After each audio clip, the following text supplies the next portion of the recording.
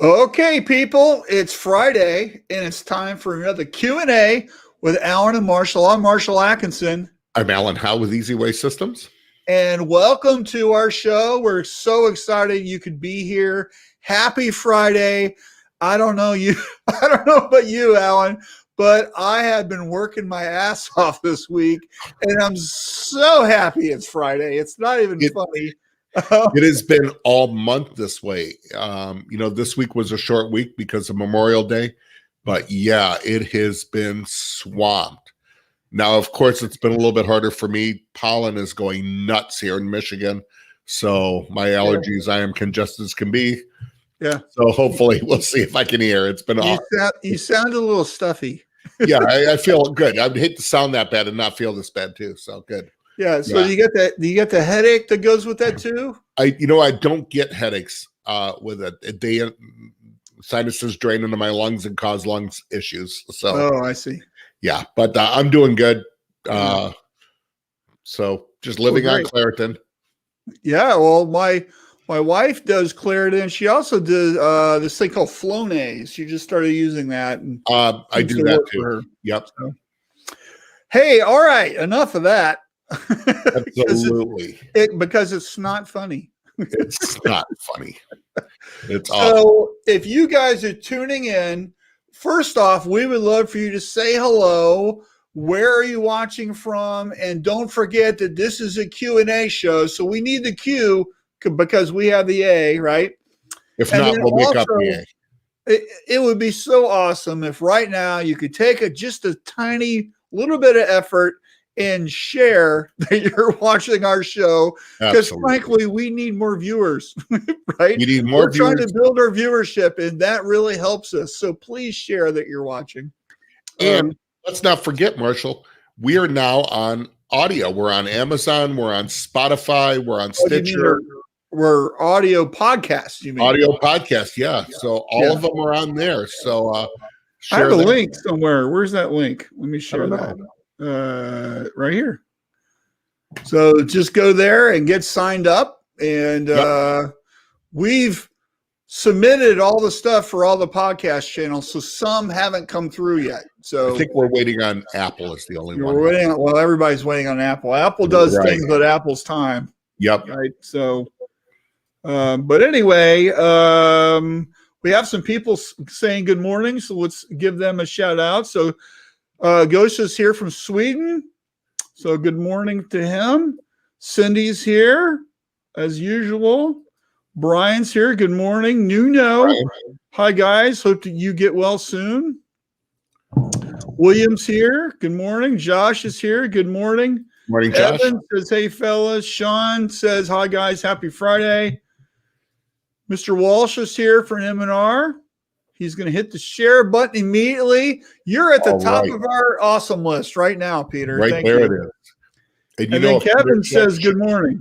So, if Peter shares it, it's going out to thousands upon thousands of people. You think? I hope. I hope too. All right. So if you haven't said hello, please do so in a minute. But we have some business to get through first. Which is we need to share a short little video. And who is this from, Alan? I can't remember. But their logo's right above me. Yeah, well, who is this from? Who are these people? Graphic Solutions Group, GSG. They're powerhouse, man. If you don't know about them, go look them up at www.gogsg.com. I love that email address. I know who they are. I'm just teasing. Yep. But here's the video.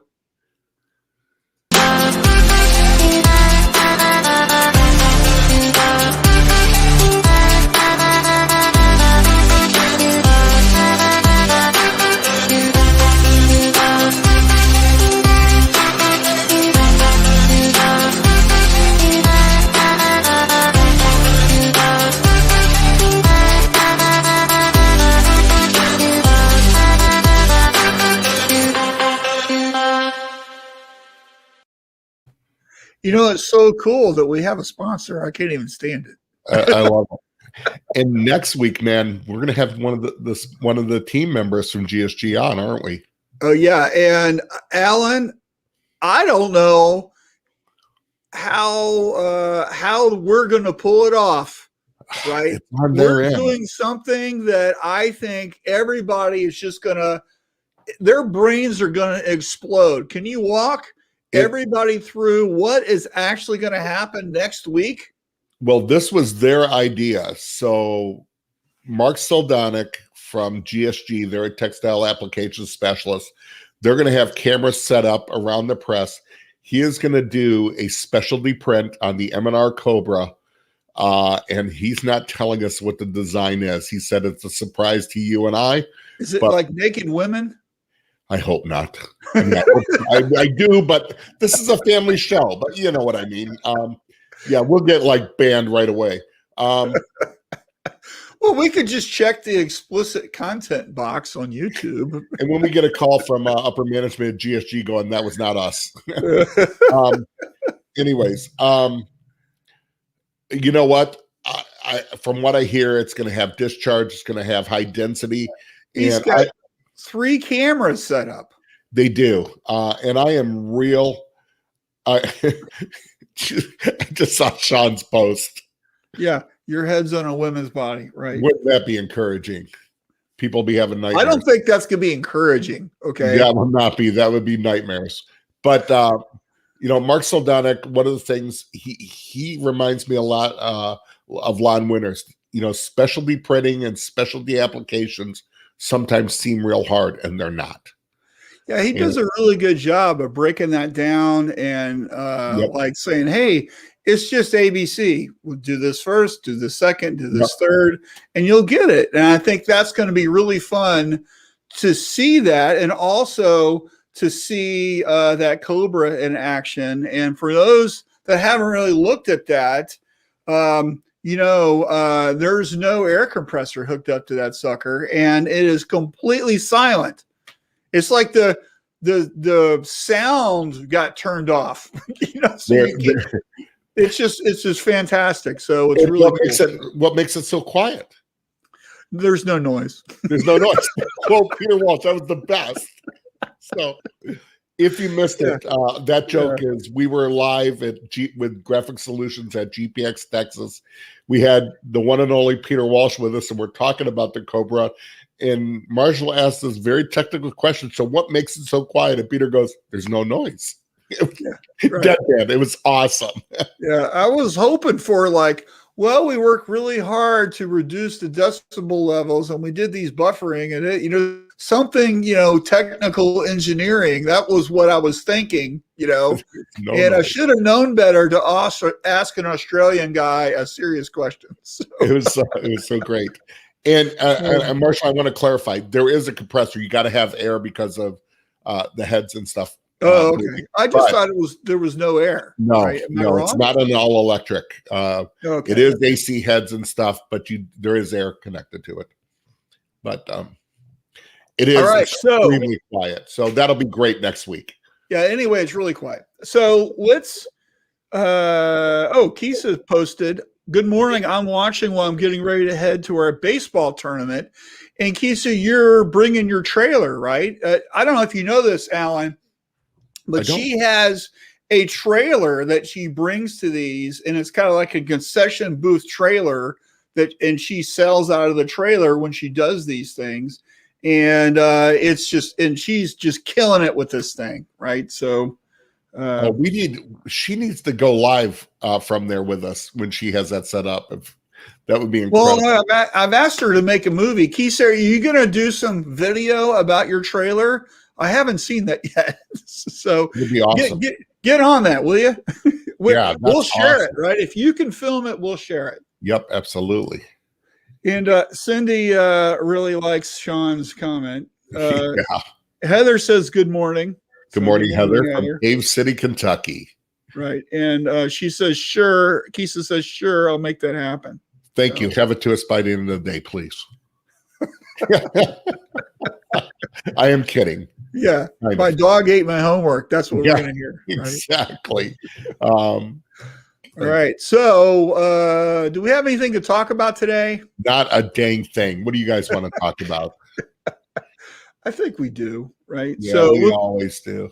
Let's go with the first one, which is managing employees. So this is the thing that I wanted to talk about. And I think for the last couple of months, we've been talking a lot about, process and, just different things. Mm-hmm. And I know from dealing with my coaching clients, there have been some issues with employees, and I'm not going to get into all that because it's frankly none of your business, but I just know that people have a hard time managing employees a lot of the times. And there's a couple of things I think everybody needs, and that's why I wanted to bring this up. And the first thing is, if you don't have it, you should really get an employee handbook, right? This is the basic way to run your business. And if you don't have an employee handbook, I know where you can get one on my website, but I don't want to be silly about it. But you need an employee handbook really, because you're giving everyone the clarity of the expectations of how we work in the shop. What time do we show up? What can you wear to work, right?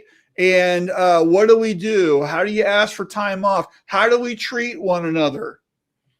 How do we do some things, right? And so a lot of times, and it seems silly to some people, even me, to have to spell this stuff out, right? Hey, we show up to work. Here's the time. Here's when we take lunch. Right. Here's what you should wear to work. It seems silly sometimes to have to put that out there.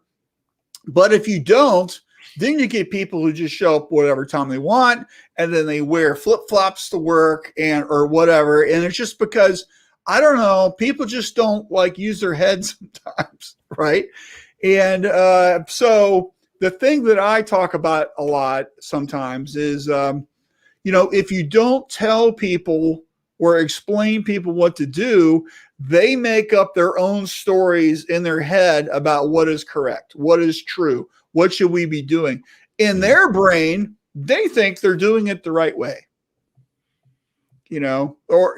so you have to give them that expectation in order to kind of give them the right path to travel on. Yep. Okay. And that means you need to be thinking about how should we work today, right? And what I like to see when I go to shops, this is what I'm looking for. I'm looking for cleanliness.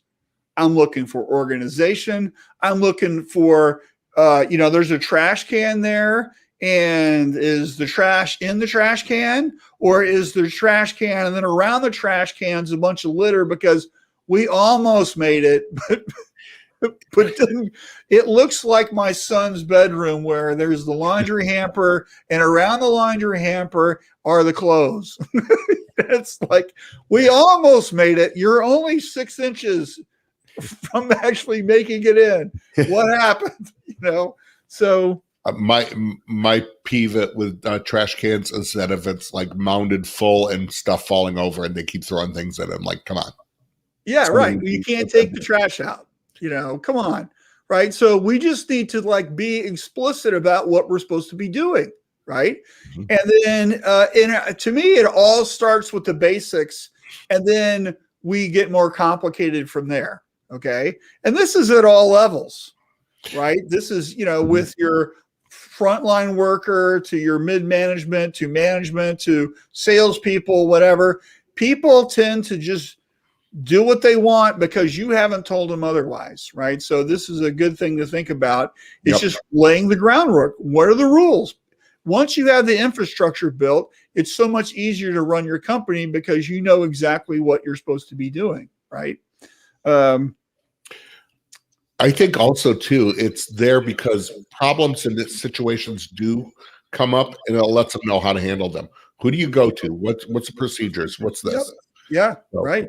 And so on this topic, if you've got a problem, maybe that you don't mind sharing, just type it in and let's talk about it a little bit. But and then I think the thing for managing folks really is about sometimes it's like doing their thinking for them a little bit, right? And so when we're thinking about our production schedule, like what I like doing is today we're going to do the scavenger hunt for production tomorrow, and we're going to print the schedule out for every department, each machine. Here's exactly what we're doing tomorrow in the order that we're going to do it in. And then we're going to get all the shirts and the ink and the thread and the whatever samples and whatever we need. And we're going to organize it and line it up. So when people come in the morning, they know exactly what to do and they have everything they need and they're just doing the work. Right. And that's rinse and repeat every day. Right. Yep. So that's helping you manage your employees because I'll tell you, a lot of times if they don't have things to do, they just kind of like, I call it the zombie walk. They just kind of walk around like pretending to be busy, right? Another great thing is to give them a list. Oh, did you run out of things to do?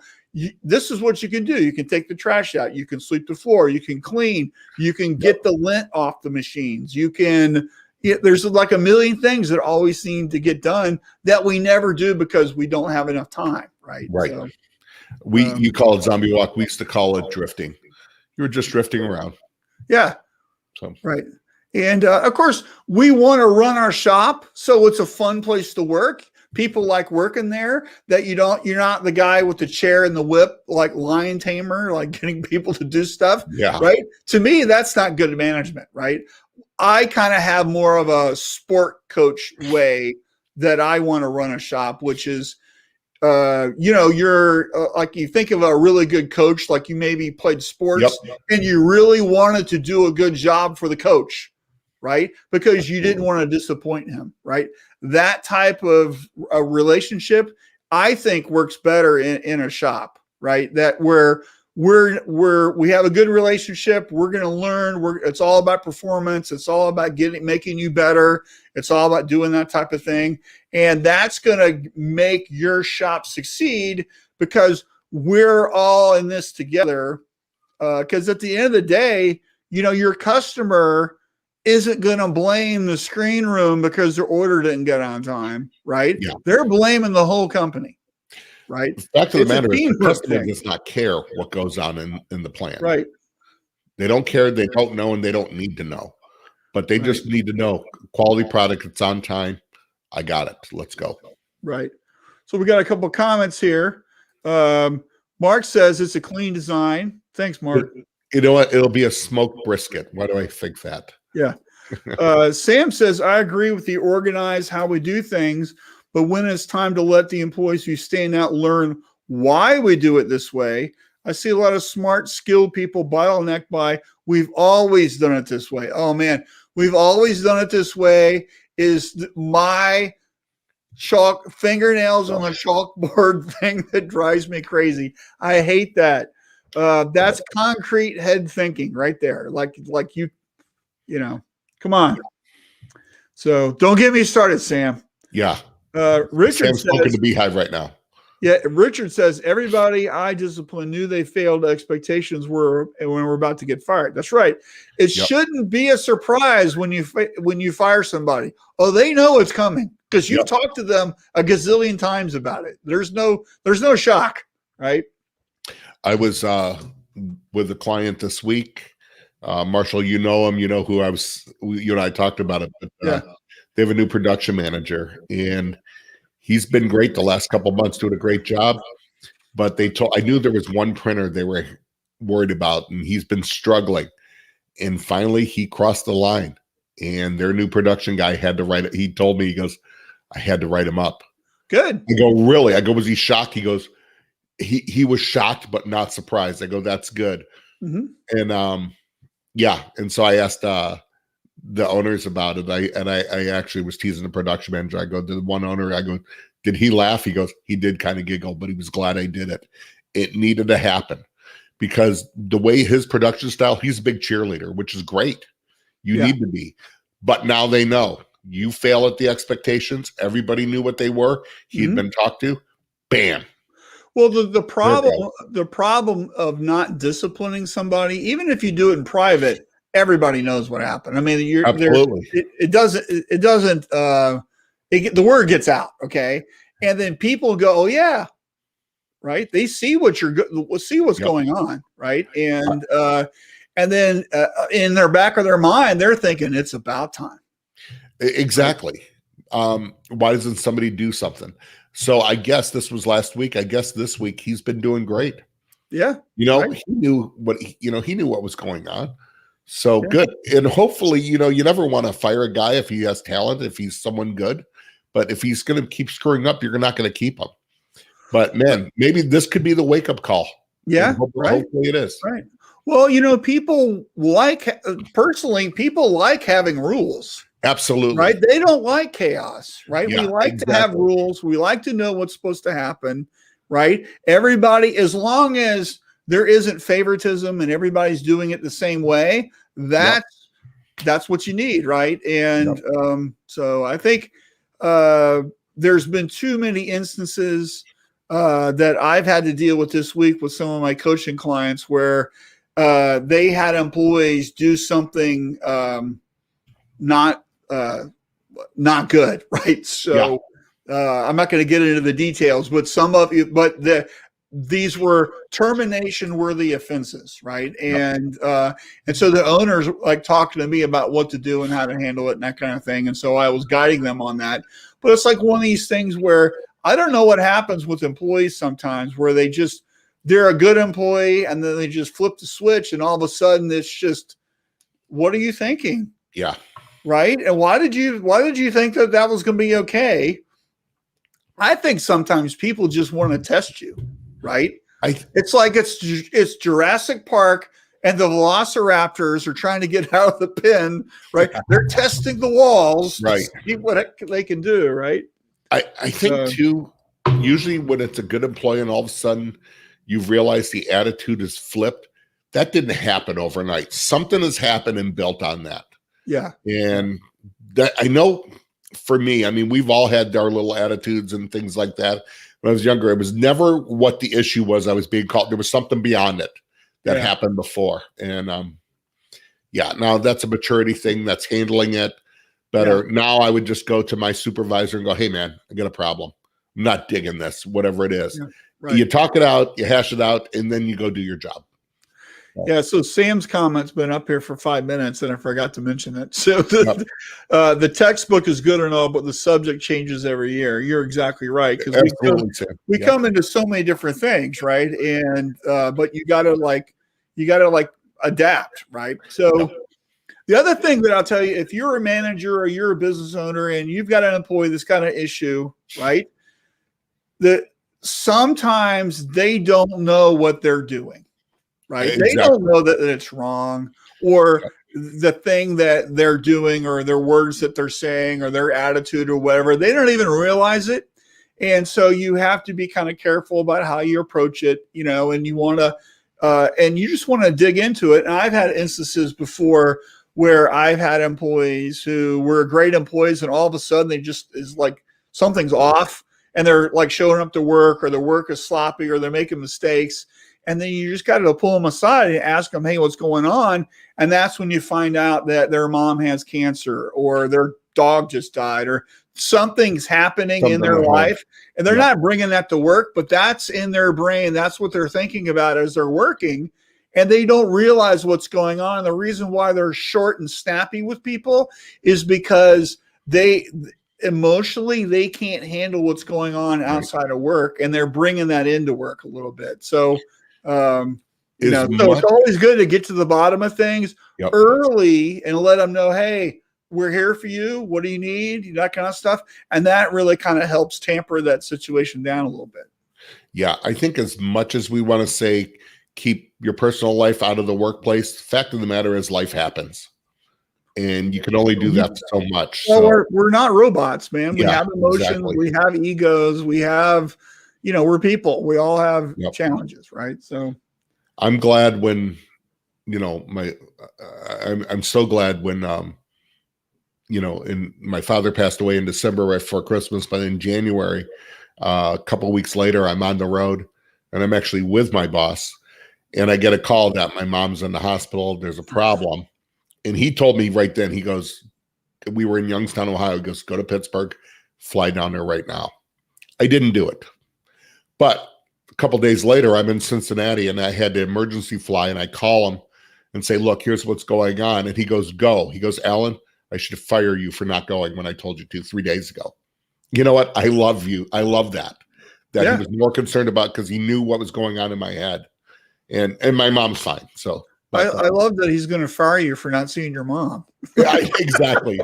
I mean, he was joking. He goes, I should fire you for not going 3 days ago when I told you to. Right. That's great. That's great. So hopefully he's listening. So yeah. So Mark says, set SMART goals for your employees. If you don't know what a SMART goal is, it's an acronym: specific, measurable, achievable, realistic, and time bound. Right. Yep. So it's not just, hey, you got to do better. Right. That's not a good goal. Right. Yeah. We want to be specific about it. Right. We want to be able to measure. Right. We want to have a goal that's achievable. Right. And we want to set realistic goals. And then we want to put a time bound, a calendar date on it. Like, by this date, this is what's going to happen. Right. Yep. That is a great way to set goals for employees or a project or, sales or whatever. SMART goals. I'm a big SMART goal fan. I've been using that for a long time. So, all right. And Frank's here. Hey, Frank from SNS says good morning. It was good meeting him in person in Irving at that trade show. By the way, Alan, have you seen the NBM commercial where we're in it? I haven't seen it yet. Have you? Yes. It's just amazing. I saw Graphic Solutions did a thing on Irving, and we were in it. And I don't know. There's one, me, you, and Mark Saldonic are on, and we are cracking up. And I've had someone ask, they go, what were you guys laughing at? I go, who knows? Yeah. I go, it was so much fun. Yeah. So anyway, I'm really happy we made the cut. I know. After that was last minute, they asked me and you to do it. Right. And I remember the video guy, he just goes, wow, that won't even need to be edited. That was natural. And I go, yeah, we kind of do this. Yeah. But it was a lot of fun. Dave Pomeroy from NBM. It's not even NBM anymore, I don't think. Graphics Pro called me. We talked Monday, and he just said, man, that was great. He goes, we're going to use that a lot. I go, have at it. Good. All right. And I love, Marshall, that you made sure when they were gonna film us one way. It's like, no, we're here with Graphic Solutions. We moved the camera around where we had their booth behind us too. That was a Marshall law. That's art director. Yep. Right there. What's behind us? Let's get that in the shot. Yeah, absolutely.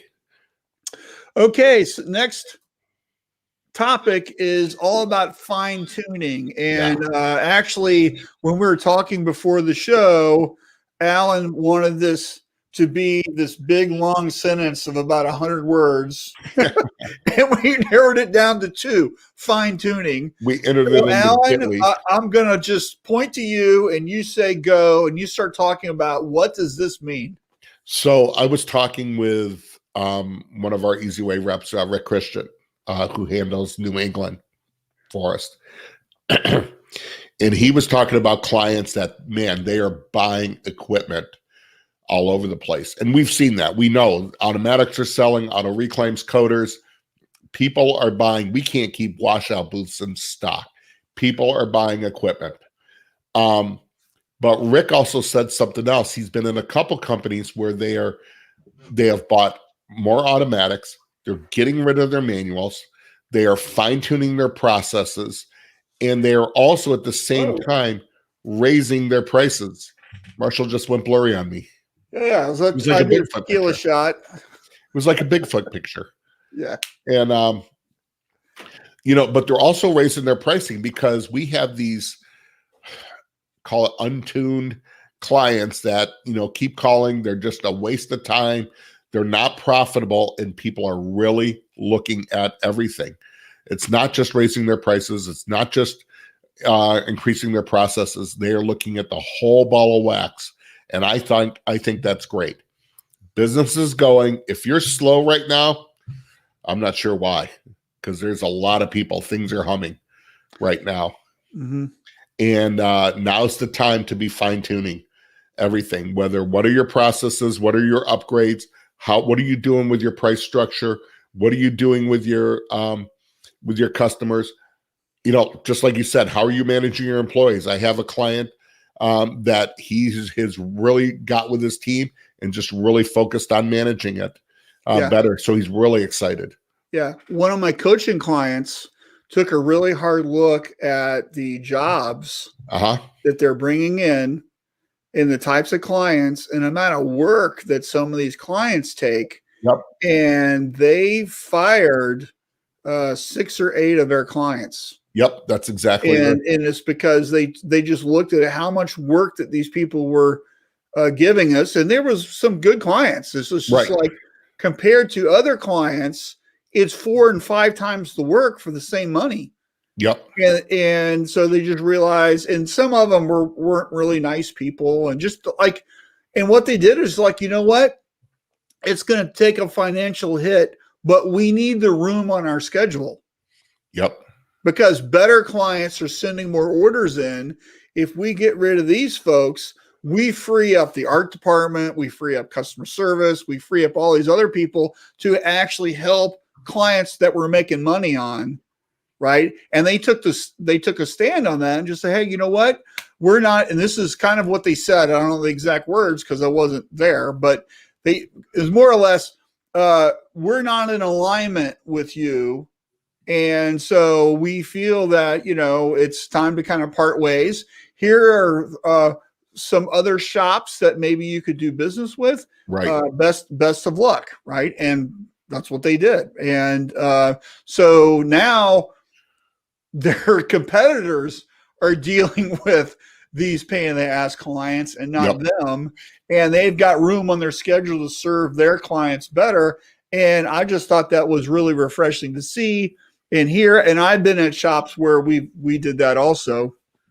And, you know, I worked for a company like forever ago down in Florida, and we fired Nike as a client once. And and just because they were just what a pain in the butt. And we were like printing I think it was like 550,000 impressions a month for them, something like that, somewhere in there. And but they were so unorganized, right, and such a prima donna client that it's like we had all these other clients. It's like, no, you just deal with us. Don't worry about them and whatever. And I won't get into all the details, but we just said, you know what, take a hike. And it was a really good move because at the time we were doing all their NFL and all their NBA, and about 3 or 4 months later, they lost those contracts to Reebok. And we wouldn't have gotten their business anyway, right? So it was just one of those things. So I'd love to know what everybody else is doing out there. What are you seeing? What are you upgrading? How are you fine tuning? And have you, you know, in what little ways? Yeah. So William says, as a one dude shop, client selection is huge. Absolutely. Yep. Yep. So fine tuning could also be your workflow, right? So I have other coaching clients that are like you. They're just a single guy in the shop, right? Mm-hmm. And what seems to work better is to have a predictable schedule of when you do stuff. For example, you could be printing on Monday, Wednesday, Fridays, and then doing your screen room work and art and whatever sales calls and stuff on Tuesdays and Thursdays. And that seems to be kind of a good cadence for some of the other folks that I talk to. So I don't know what you do, but just fine tuning when that you do stuff is really important, because you want to make sure that you've got screens coded, that you've got screens burned, that everything's going, that you did your purchasing, you know, whatever you're supposed to be doing, that gets done when you're supposed to do it, and blocking that out, you know, from, 8 to 10 o'clock, this is what I'm doing. From 10 to 11, this is what I'm doing. That kind of cadence and make it repeatable really kind of help you. And that's all about fine tuning as well. Right. So. Absolutely. And I think just in, while business is humming, people are busy, clients are coming back. There are still, struggles and issues, and you still got to be fine tuning even more than other. Labor is still a premium.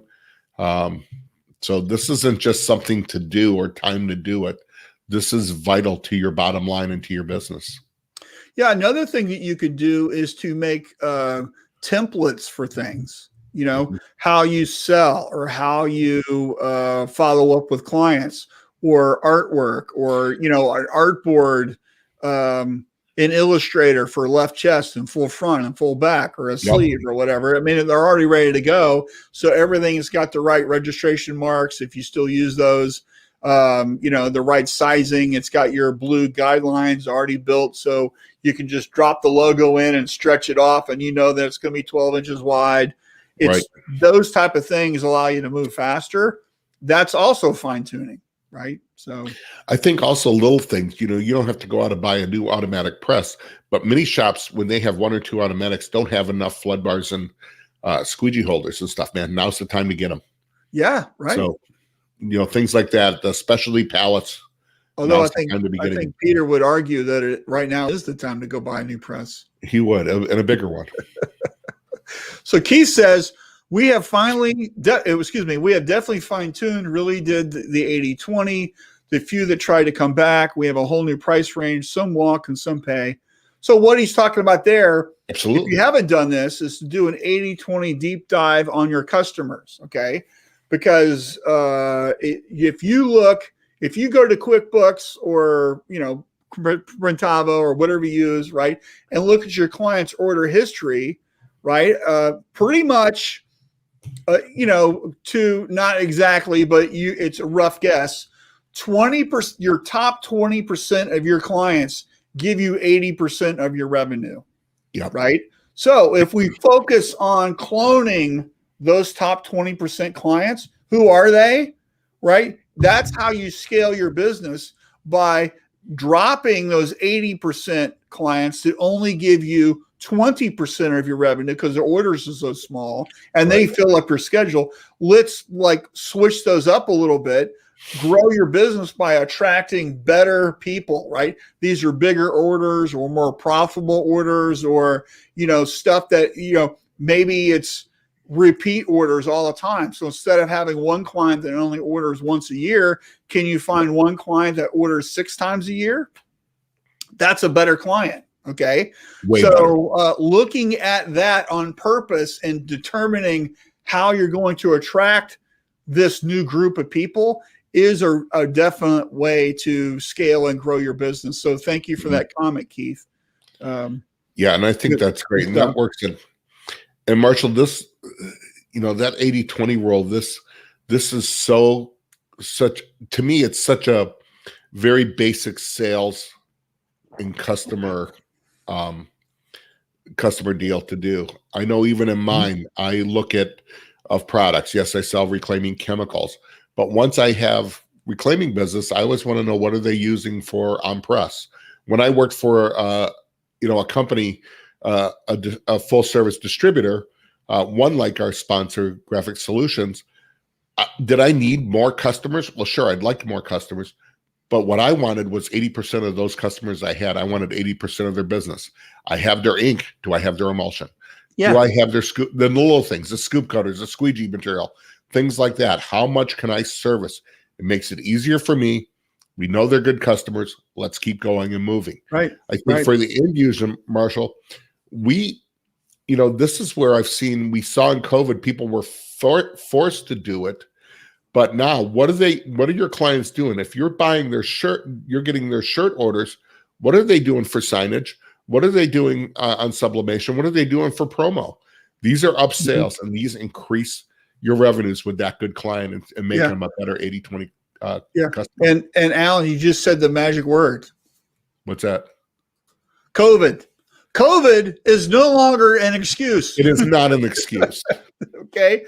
So if you're blaming the reason why you can't get something done on COVID, well, please stop. Because you misspelled the word Alabama, you cannot throw the COVID card down on that.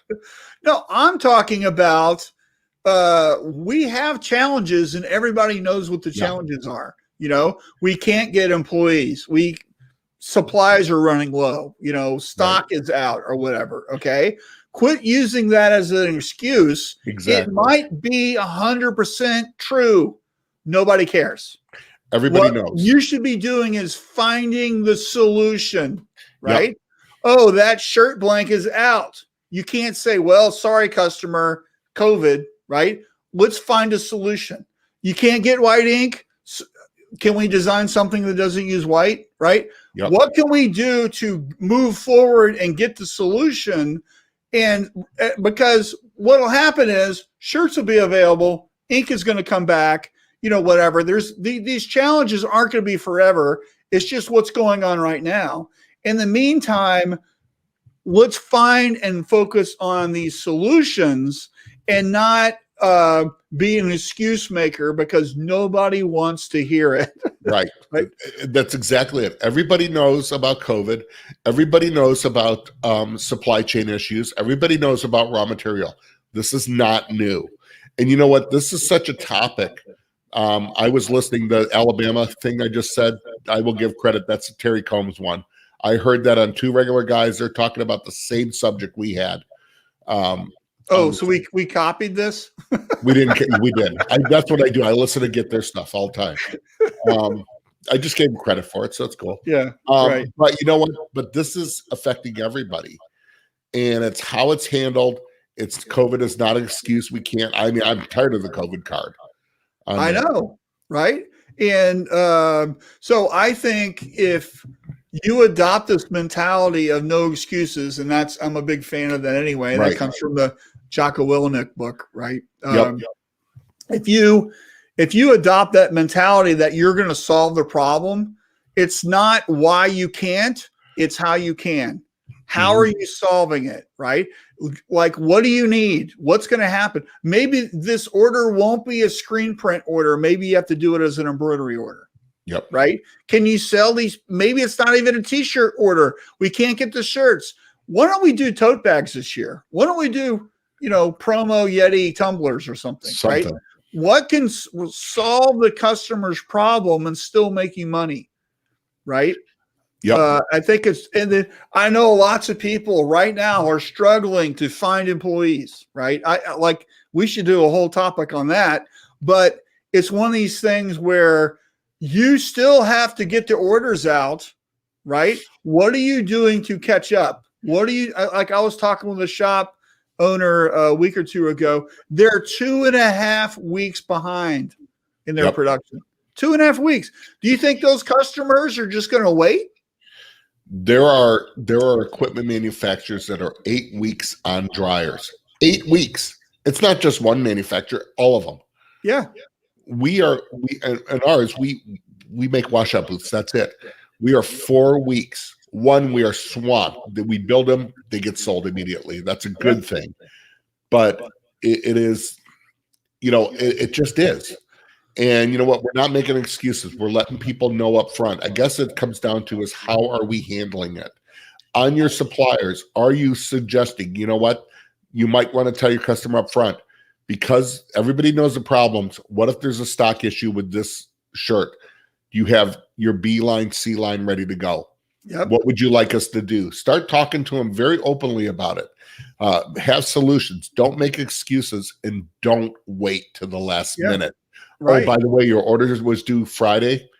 On Thursday night, don't call them and say it's not going to happen and throw the COVID card. Yeah. I know shops that are talking to, a lot of people do stuff for schools, right? Yep. They're trying to get the back to school orders placed now instead of like late summer because the stock issues are so weird, right? They think if they get the order in, that back order might happen and they'll get the shirts in August. Right. Yeah. If you wait till August, it could be October before you get the shirts. Right. So start talking with your customers now about what's going on and use that as hey, we're tied into the supply chain. This is what we're seeing. I know you normally use this blank. This is what's going on. Let's get this order now going. And that way, when you need it, it's ready. Right. Yep. Use this as an opportunity, not as an excuse. I think too, you got to have, everybody has their vendors that they use and you got to have, start searching around and have how many of them do you have around you that you can go to? You might have to go to your A vendors. Do you have B and C and D vendors? Not because they're your favorite people, but you know what? This is all hands on deck. Yeah. If you need a white ink, you better grab some. So, right. And Cindy says, I wish my vendors would stop blaming everything on COVID. Alan, you're a vendor, so quit blaming stuff on COVID, will you? I'm sorry, Cindy. I'll try to do better. Well, I think they're just being realistic, but you're absolutely true. That's actually true, Cindy. Yep. So instead of blaming on COVID, what are they willing to do for you, right? And we don't have this. Can we suggest this? Yep. Right. What can you do? Right. And so it's just, and then maybe it's time to find a different vendor, and just exactly what Alan was saying, right? And it's not like Easy Way hasn't been hit. We watched the materials very closely, and I will say Easy Way's done a great job at managing it. Any issues we've had, I don't think they've gotten out there in the field. And we talk about it on our sales meetings. Last Friday we were talking, or actually we had one Tuesday, a video one of some possibilities, what could happen and what to do.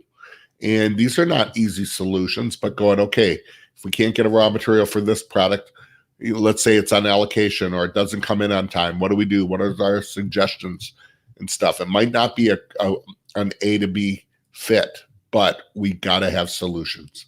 Yeah. And we're trying to be preemptive and talk about it.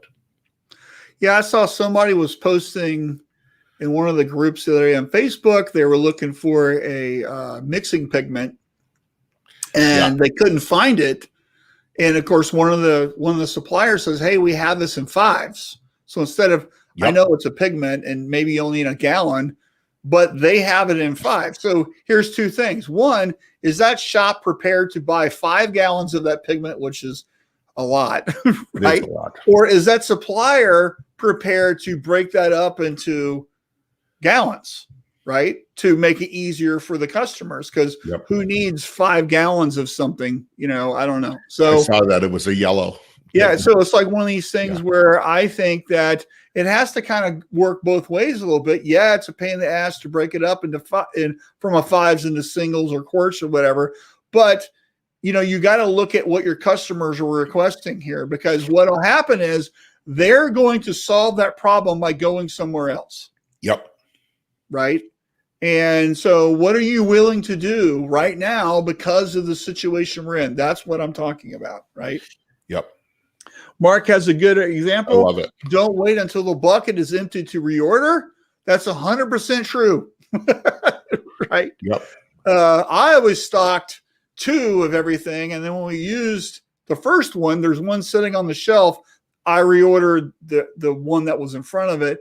And then we did the first in, first out. We would switch it when we put the new one behind it, that kind of thing. So, another good practice I always did is when we order in ink or emulsion or whatever, we would write today's date in it. Yep. That's the day that we received it. And you could look at your labels on your stock and know how long that bucket has been sitting there. Is it a month or is it a year? I mean, that type of thing. And you can really tell how fast some things move through your company just based on that. Cindy says, I'm having to go to Amazon for some products. And you know what? I don't have a problem with that right now, because Cindy's doing what she has to do. She's making the customer key. She might not make as much profit on it. It might not be the most lucrative, but she is keeping the customer key. And we've got to do that. Your customers are key to your business, and you got to do that. So good job, Cindy. So here's a great comment from Frank. And by the way, he works for S&S. So the apparel mills are producing at record speeds, but are still behind. They can't make up 8 weeks that were lost. Still dealing with containers to be processed in LA, 6 to 8 weeks behind. Central America is still under COVID work conditions, limited employees, 20-foot social distancing. Most mills are saying won't be back to normal until next year. Plan ahead now and educate your customers on realistic expectations. Exactly, Frank. Absolutely. Love this comment. Thank you for sharing. That's really great, right? Yeah. So, this is going to be all about trying to do it, right? What are we going to do? And they're trying to figure it out. There's no easy answer to this, right? Yeah. But we have to work our way through this. And what's true today in September might be completely different. Absolutely.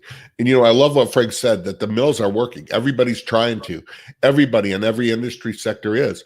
What happens when it gets put on a container? Who knows when it'll be shipped in? Yeah. Well, good. For example, hey, try to get a Richardson hat right now. Right? Or, like gold. Yeah. It just can't. So are you it's like plywood. Are you going to sell your customer a different brand? Right. That's the point. Right. So, yep. But I like what Frank said. You got to plan ahead. Yeah. Talk to your customers. Be the solution. So Cindy says, yeah, it's all true what Frank said, but try telling your customer. You have to explain it.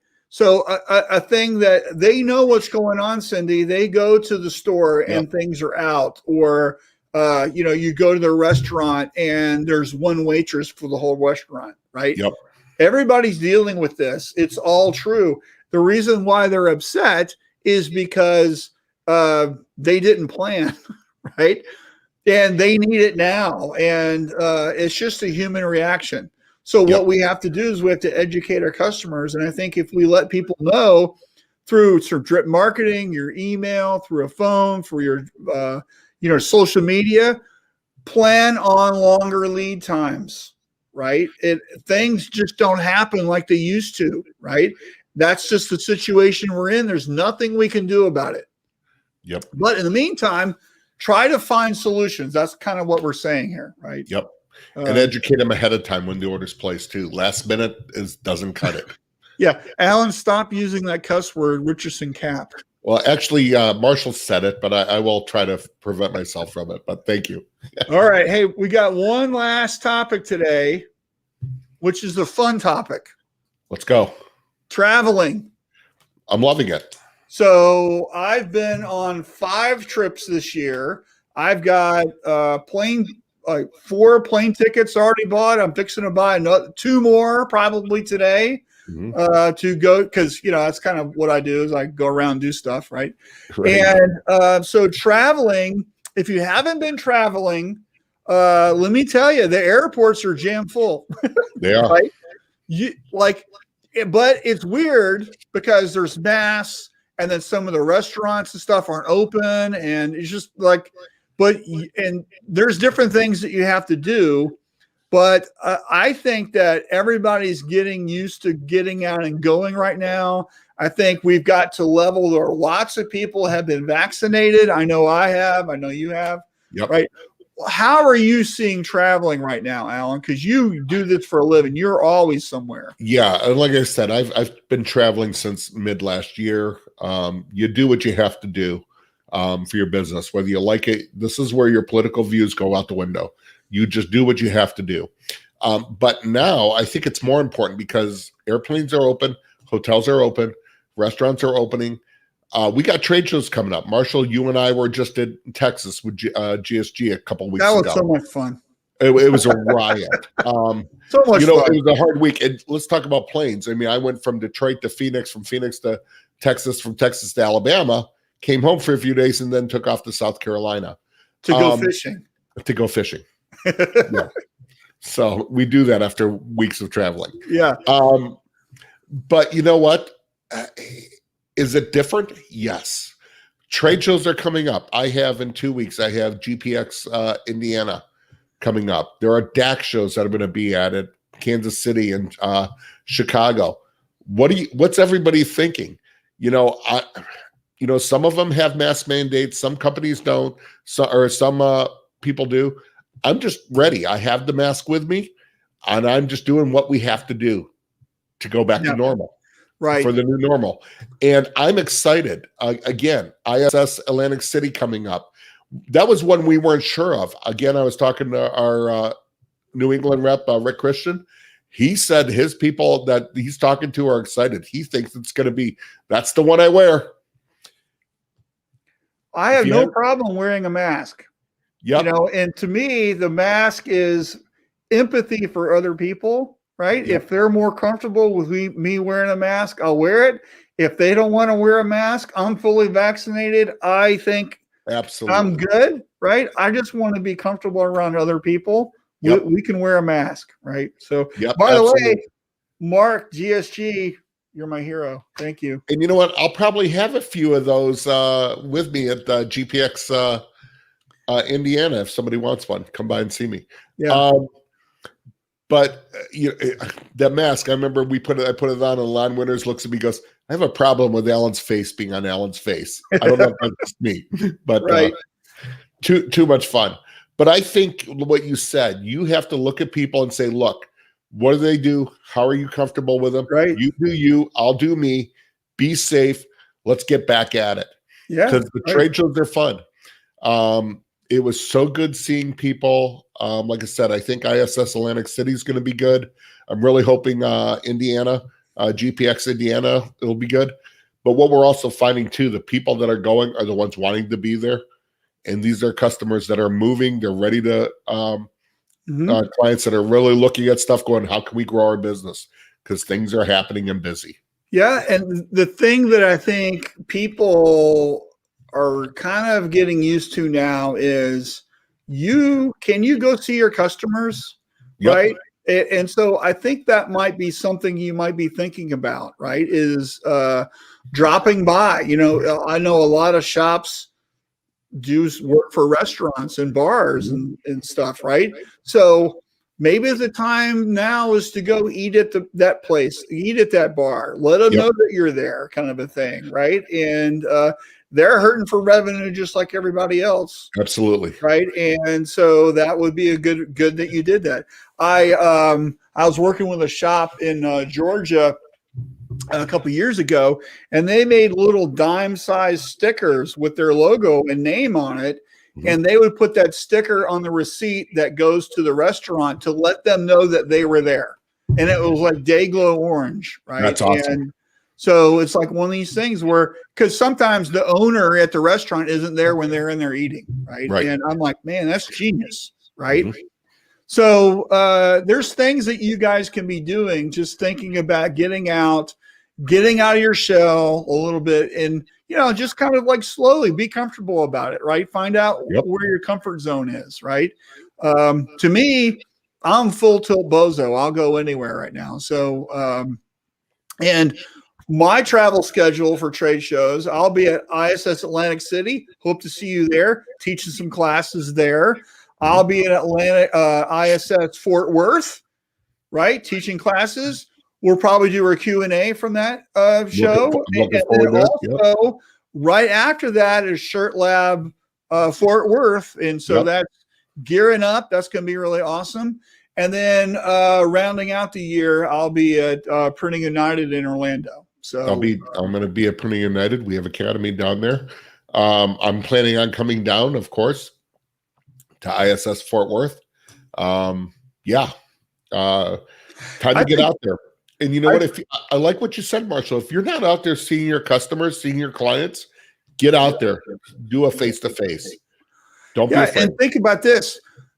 Other shops and other people probably aren't doing that yet. And I'm not saying make people uncomfortable. If they're uncomfortable, don't go see them. You have to kind of find out where they are.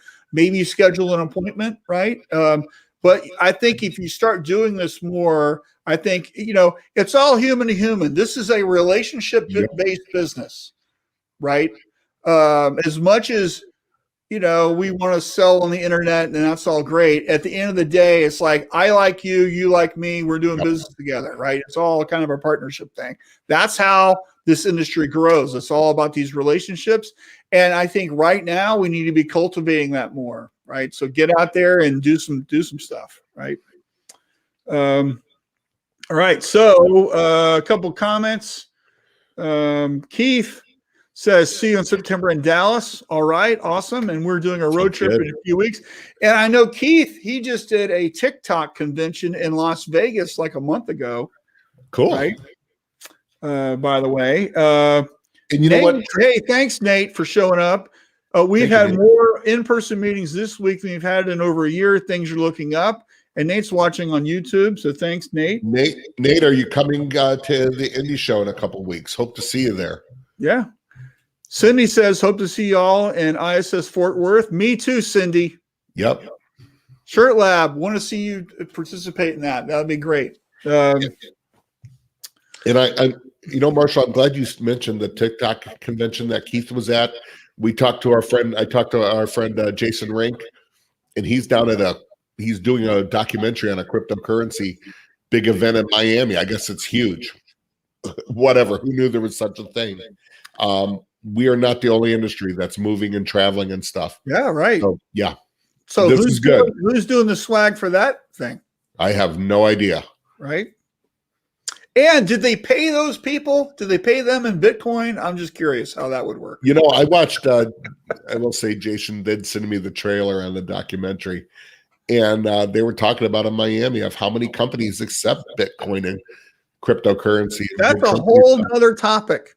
It is. Anybody accept Bitcoin curious. on their business? I'd love to know if they do. Anybody watching this, do you take Bitcoin or crypto? I'm just curious. I'm fascinated by that. Yeah, exactly.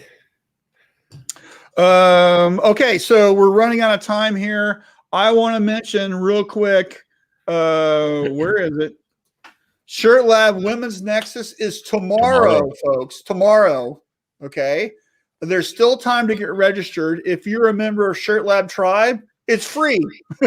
Free is a price I always like, right? We love free. But if you're not a member of Tribe, please join Tribe. Or you can go here and you can get registered for the Nexus. It's only $97, right? And here's what you're going to see. It's going to be, we've tried to do something different. I think there's been lots of virtual conferences this year where people go and there's a presentation, you're sitting there and maybe you're chatting with other people. We're not doing that. So Shirt Lab Women's Nexus is all about empowering women business leaders and entrepreneurs and that kind of stuff. It's not just for women. There's lots of guys who are attending. I was looking at the attendance list yesterday. And but what we're doing is it's being hosted by Michelle Moxley from M&R, who she's one of my favorite people in this industry. She's so awesome, right? She's going to be hosting the event, and we've got 4 dynamic speakers. Allie Banholzer, who's been on this show. Who is one of my favorite people. Johanna Gottlieb, who runs sales for Access Promotions out of Chicago. Melissa Clark, who has been a longtime industry salesperson, and Christine Shreve, and she's just phenomenal. She runs amazing. The Women in Screenprinting group on Facebook. Yep. Those 4 women are going to be presenting, and each of them has a 20-minute talk about something. And then we're going to break out into randomly assigned breakout groups. And I've got 5 awesome moderators: Marcia Derryberry, Nicole Rolander, Holly Trevino, Marge Easterling, and Jenna Sackett with Stalls. They're going to be leading the groups in a discussion about each of these presentations. And then we're going to come back and the moderator is going to share everybody's ideas and thoughts on what the group said. And so what's going to happen is there's going to be lots of networking, because as the next speaker goes, all the groups get randomly mixed up again. So you're going to meet tons of people, right? This is going to be like almost a Zoom trade show where you just meet tons of people. And that's the whole point of it. We're going to be having a really engaging day, lots of participation. And then next month in July, we're having a Zoom follow-up where, hey, what happened? We had this great day. And we want to know, did you make a sale? Did you meet a new client? Did you meet your best friend? What happened between our event and in July? And there's going to be some follow-up. I don't know about you, but there has, to my knowledge, there's never been a follow-up call about a virtual conference in my knowledge. I can't remember anybody doing that, right? We're doing it, right? We need you to participate. It's going to be lots of fun. Click this link, get signed up. Would love to see you. If you got any questions, just give me a holler. Happy to help you.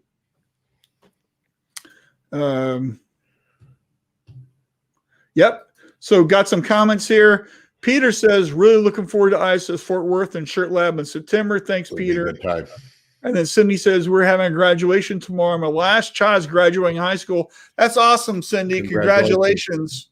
Get the bird leaving the nest. Yep. College or whatever coming soon. That's great.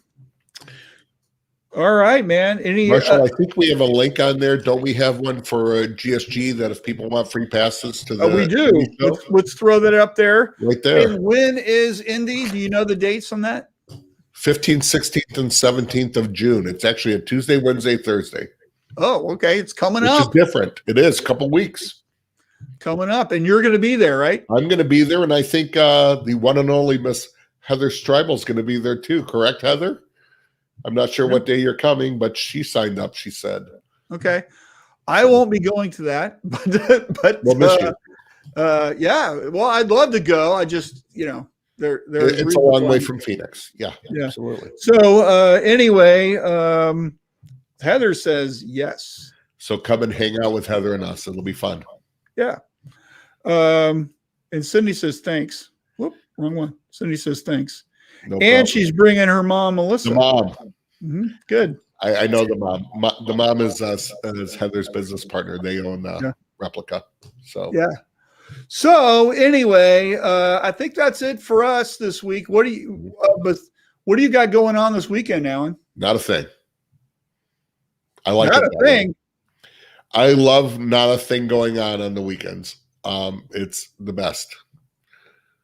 I do so much during the week of traveling. I don't do a thing on the weekends usually. Yeah. Last weekend, I don't know, where was I at? I was getting ready to go to South Carolina, or just came back. Last week was Memorial Day weekend. Right. I don't know what I'm doing this weekend. I'm doing ShareLab Nexus. That's a given, right? And then probably getting a haircut. So last week I smoked a huge brisket. And so maybe I'll play around with the smoker a little bit. I've been hankering to do some beer in the butt chicken. So maybe I'll do that. That's have you ever had that? Yes. Yeah. Incredibly good. Mm-hmm. Incredibly good. So. Right. So Cindy next says, week, I'm sorry I'll miss the great show tomorrow, but I am signed to go to Applecat Getaway. That's great. That's Christine Shreve's event. So good job, Cindy. I'm sure Christine will be happy to hear that. So yeah, that's supposed to be pretty good. I've heard a lot of people talking about it. Right. All right, guys. So thank you so much for tuning in. We really appreciate you. And thank you so much for coming back week after week. Yep. And we will see you next week with the awesome Mark Suodanek from GSG doing some live printing. Live specialty printing. Man, that'll be incredible. Looking forward to it. Yep. So it's going to be great. So we'll see you next week. Have a great one.